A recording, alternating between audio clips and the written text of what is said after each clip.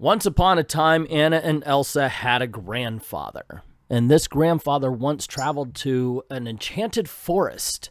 This forest was filled with all sorts of magical creatures and magical people, some of whom the grandfather was suspicious of. But he denied it. No, I am not suspicious of them.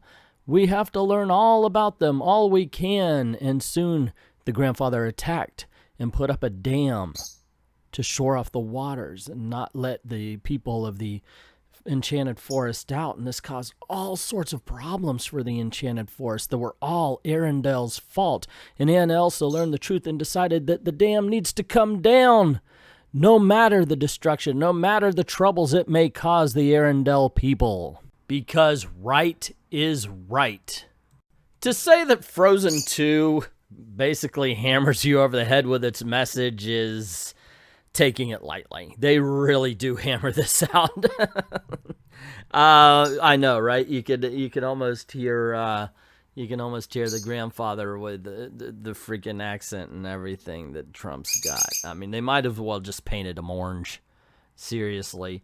This is the story of Frozen 2, which and I'm not a hater of the first film.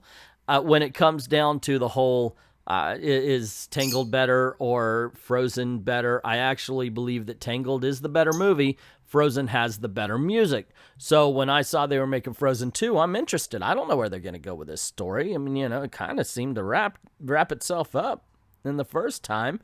And maybe this time they're going to match excellent music with an excellent film. I mean, come on. The music of Frozen matched with Tangled would have been amazing. Well, they decided, nah, we're going to just throw everything out. We've got a message to tell, so story be damned. We don't need any good music, and we don't need a good story to go along with it. All we need are songs and visuals. This is MTV for the Frozen fans.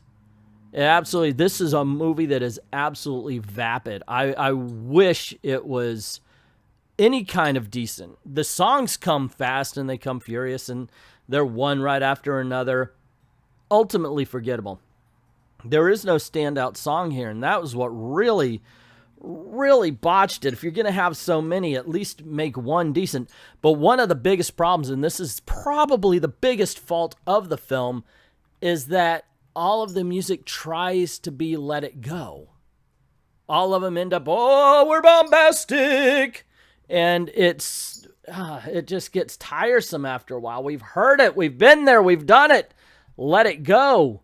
Actually, I didn't mean to say that time. Point being is that the original Frozen soundtrack had different kind of songs. They didn't know they were going to be making the Frozen soundtrack. So you get Love is an Open Door. You get Do You Want to Build a Snowman? For the first time, they might have a sweeping melody or something like that, but none of them were, they weren't all supposed to be the big bombastic song. This time, to hedge their bets, Disney made every freaking song the big bombastic showstopper. And if you do that to all of them, none of them become that. They just become repetitive and boring and dull. Oh my goodness gracious, I wanted to like this movie a lot more than I did. I really did. Unfortunately, that's a bit impossible. My gosh. And you know what? I got to say something for the posters. There is a scene from dang near... every poster is a scene from the movie. At some point in time, they're singing, they're dancing, they're running, they're riding, they're swimming, they're in the boat, the whole 9 yards. Everything you see in the posters eventually makes it in the movie. Got to give it to them on that one. I think there's even a song about toxic masculinity. I was told about that, but in all honesty, I can't remember. I really can't. There's a little flame lizard. He's cute. Anna and Elsa, there's a voice that's drawing Elsa into this enchanted forest, that there's a mist that doesn't allow the creatures of the enchanted forest out and the people. Their grandfather started a war with the people there, and there's even Arendelle soldiers in there.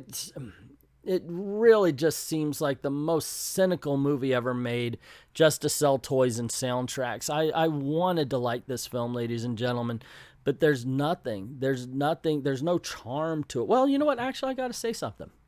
If I am finding any positive, Josh Gad as Olaf. I did not like Olaf in the first film. I like Josh Gad as Olaf in this one. And I like the way the character went. I'm surprised. I'm telling you, Olaf was the worst part of Frozen to me. Yet in this version, in this second movie here, he's the best part. I wish the visuals were this good as well. Actually, you know, the new movie looks good, but oh my gosh, we've been there, we've done that. Give us an original story. Match that original story with those awesome songs, and man, you've got something that's unstoppable. Unfortunately, instead of doing that, they gave us Frozen 2. Like I said, it's empty. It's a message in search of a script. And instead of becoming something unstoppable, it's just something we wish would stop.